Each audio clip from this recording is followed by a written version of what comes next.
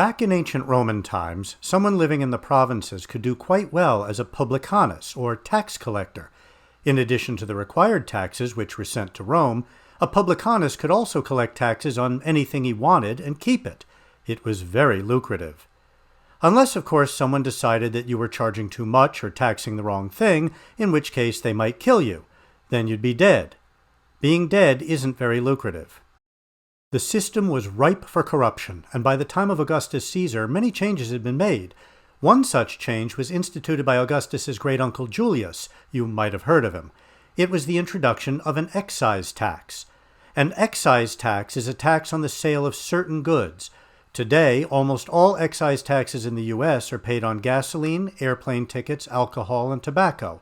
A more general tax, general in the sense that it taxes most goods rather than just a few, is called a sales tax. We're going to look at the history and effects of sales taxes in the U.S., as well as its problems, on this episode of Progressive Solutions.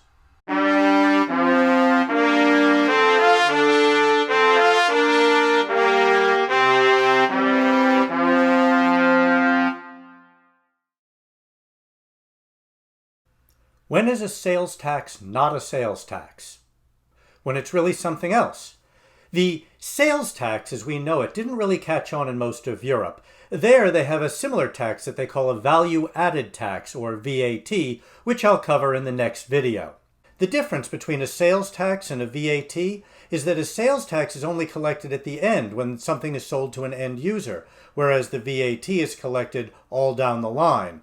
Raw materials suppliers collect a VAT from manufacturers, who collect it from distributors, who collect it from retailers, who collect it from consumers. With a sales tax, which is common in the U.S., 45 states plus D.C. have them, the only time it's collected is when the buyer is a so-called end user, such as a retail customer. That's what we're talking about, that extra amount tacked on to the price tag. Sales taxes are collected and paid not only to states, but also to counties, cities, and various other special entities that have been given permission to levy such a tax. Different states also tax different things. For instance, only 6 states tax all groceries, though most states tax at least some things like candy. 7 states that have sales taxes don't tax clothing, or at least they don't tax most clothing. Each state has its own list. The sales tax in the U.S. became a thing during the Great Depression. Prior to that, states raised most of their money through property taxes. Actually, the sales tax started in 1921 in West Virginia, but it didn't catch fire until 11 states passed sales tax laws in 1930. Over the past 40 years, sales tax revenues have climbed to new heights, even after adjusting for inflation. As usual, there's a combination of factors, some leading to more revenue and some leading to less. On the more side, a major factor is the growing economy. As the economy grows, people buy more stuff, and that means more sales taxes. But sales tax revenues aren't rising quite as fast as the economy is growing. Why not? Because more and more of what we spend is not on goods, but on services. And while people selling goods collect and pay sales tax, people who provide services don't. Moving from a goods-based to a service-based economy is a major factor on the less side. Oh, sure, we could tax services. Good luck with that. Remember, most states don't tax food, or most food, because food is a daily essential for life. So, what services are essential for life? And how much are lobbyists going to get paid to convince lawmakers that their clients' services are essential? And what else will lobbyists try to carve out? By the time you're through, you won't get much in the way of new revenues, and the political enemies you're going to make, just not worth it. So, scratch trying to tax services. Of course, states and counties, cities, and so on could raise rates. Raising tax rates is the other factor leading to higher sales tax revenues, and that's exactly what's been happening.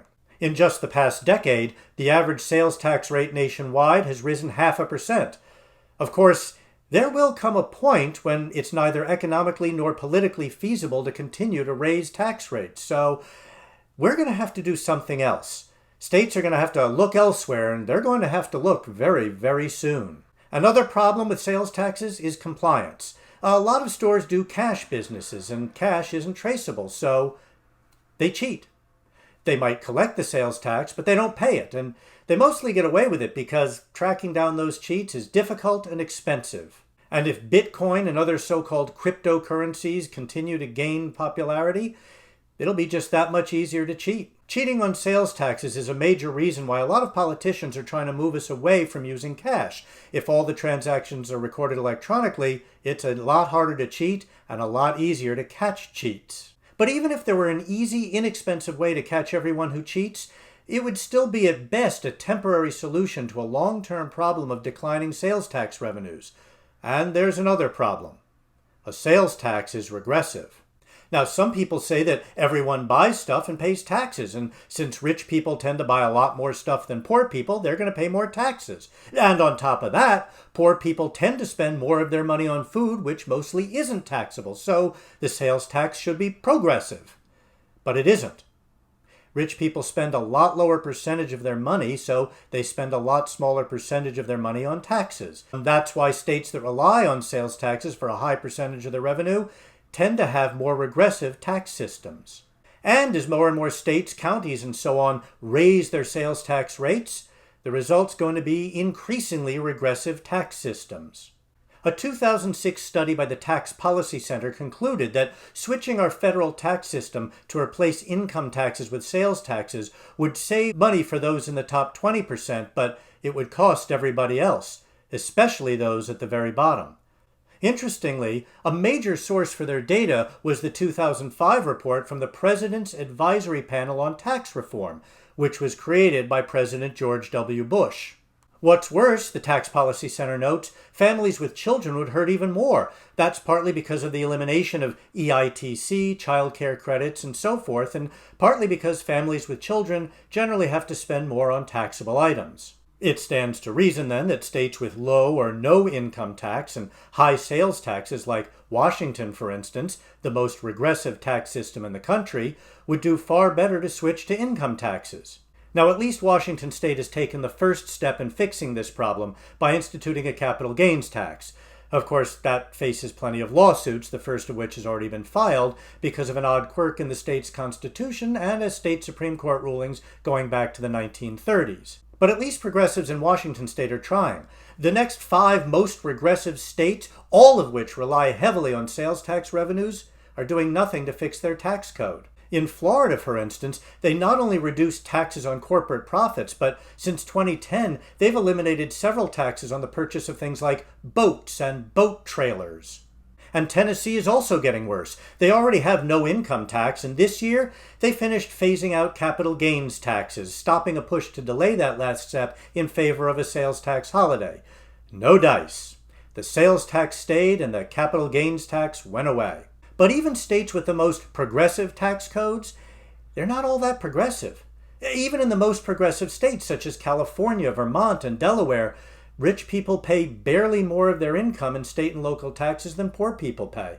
And they pay a far lower share of their wealth, which is the real test. For more on why wealth and not income should be the bellwether for determining how much people pay in taxes, see my early video on taxes. It's linked up here and in the description below. Without a sales tax and relying much more on income tax, the federal tax system is considered to be slightly progressive. In contrast, state tax systems, especially those that rely heavily on sales taxes, are almost all heavily regressive. It's not so much that some states are better than others, it's that some states are just much, much worse. There are no really good states when it comes to deciding who pays taxes and how much. The good news is that it's easier to influence state-elected officials than federal ones. They generally represent a lot fewer people, they're much more accessible, they tend to have slightly smaller egos, and so an organized campaign to make things right succeeds far more often at state levels. That doesn't mean it'll be easy. There are plenty of high-priced lobbyists getting paid a lot of money to keep the regressive tax system in place. Step 1, spread the word. When people realize that they have to shoulder an unfair burden, they get unhappy. So spread the word. Your state's tax system is unfair, and sales taxes are a major reason why. If you like this video, please hit that subscribe button below and watch some other videos. And spread the word. There are a lot of progressive solutions. In the meantime, thanks for watching. Stay progressive. But also to Countius, Citius, and various other... Oh, good Lord. I did it again. Read the whole thing, know the whole thing, say the whole thing. I can't believe I said the whole thing. It's a lot easier to tax catch cheese. I did it again.